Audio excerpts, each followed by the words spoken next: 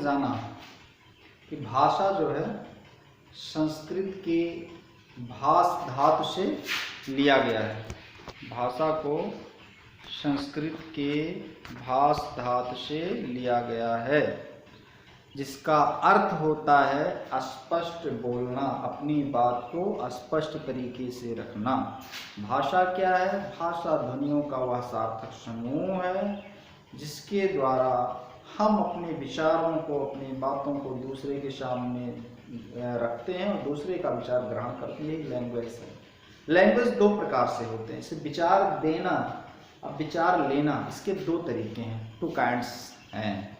एक होता है oral and second is written. Oral and written, मौखिक भाषा और लिखित भाषा, दोनों में डिफरेंस क्या है? सभी लोग जानते हैं मौखिक मीन्स मुंह से बोलना, जो हम लोग मुंह से बोल देते हैं, मौखिक भाषा है।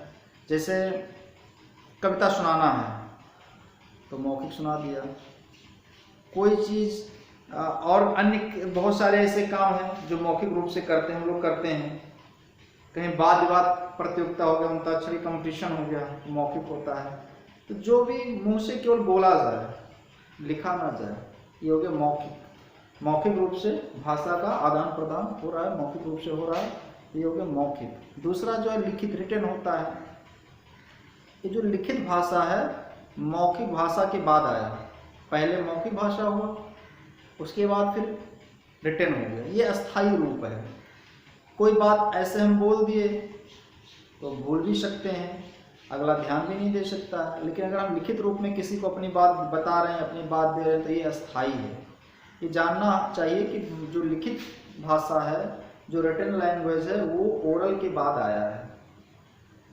जैसे हम लोग कॉपी बनाते हैं, लिखित हो गया, एग्ज़ाम देते हैं, बात ऐसे कंपटीशन करते हैं, ऐसे जो भी लिखित है, सीधा सा डिफिनीशन है, जो मुंह से बोला गया केवल वो हो गया ओरल लैंग्वेज हो गया, मौखिक भाषा हो गया, जो लिखा गया वो लिखित भाषा हो गया। तो ये दोनों के रूप हैं, तो ये हमको जानना होगा। आज के इस वीडियो में आपको ये जानना है कि लिखित और मौखिक दो तरह की भाषाएं।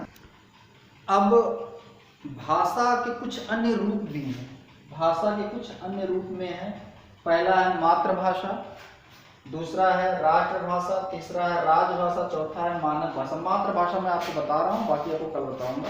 मातृभाषा क्या है, मदर लैंग्वेज हमारा क्या है? मातृभाषा सब जगह का अलग अलग होता है। जैसे अगर कोई व्यक्ति पंजाब में जन्म ले लिया, तो पंजाब में जिसने जन्म लिया तो वहाँ का मदर लैंग्वेज है पंजाबी, वो पंजाबी बोलेगा। जिसने कर्नाटक में जन्म ले लिया तो अब वहाँ पर कन्नड़ चलता है। कर्नाटक का लैंग्वेज, कर्नाटक का जो मदर लैंग्वेज है, मातृभाषा है, वो कन्नड़ है, तो वहाँ के लोग कन्नड़ बोलेंगे। ऐसे ही उड़ीसा में जो जन्म ले लेगा उड़िया बोलेगा। ऐसे इधर जो हम लोग इस एरिया में जन्म ले लेते हैं, जो भी इधर बर्थ लेते हैं, जहाँ से हम लोग बिलोंग करते हैं, तो यहाँ का मदर लैंग्वेज अवधी है, तो लोग अवधी बोलेंगे, है नहीं? तो सब जगह का मदर लैंग्वेज अलग अलग है। अब कोई डिफिनीशन जानना चाहता है, मदर लैंग्वेज का डिफिनीशन क्या, मातृभाषा का डिफिनीशन क्या, तो वह भाषा जिसको व्यक्ति अपने परिवार के द्वारा सीखता है, परिवार में रहकर सीखता है, परिवार के लोगों के द्वारा सीखता है, वही उसका मातृभाषा है। बहुत सिंपल लैंग्वेज मैं बता रहा हूँ। मातृभाषा वह भाषा जिसको व्यक्ति अपने परिवार के लोगों के द्वारा सीखता है, परिवार में रहकर सीख लेता, जैसे भी सीख ले, मैंने जो भी उसके सोसाइटी का फैमिली लैंग्वेज है, सोसाइटी लैंग्वेज है, विलेज लैंग्वेज है, that is his mother language. तो मातृभाषा क्लियर हो गया कि वह भाषा जिसको हम लोग अपने परिवार में रहकर सीखते हैं, वो हमारा हो गया मातृभाषा। बाकी और 3 भाषाएं हैं, राष्ट्र, राज, मानक, फिर आपको नेक्स्ट टॉपिक मिल जाएंगे। मुझे उम्मीद है आपको समझ में आया होगा। Thank you.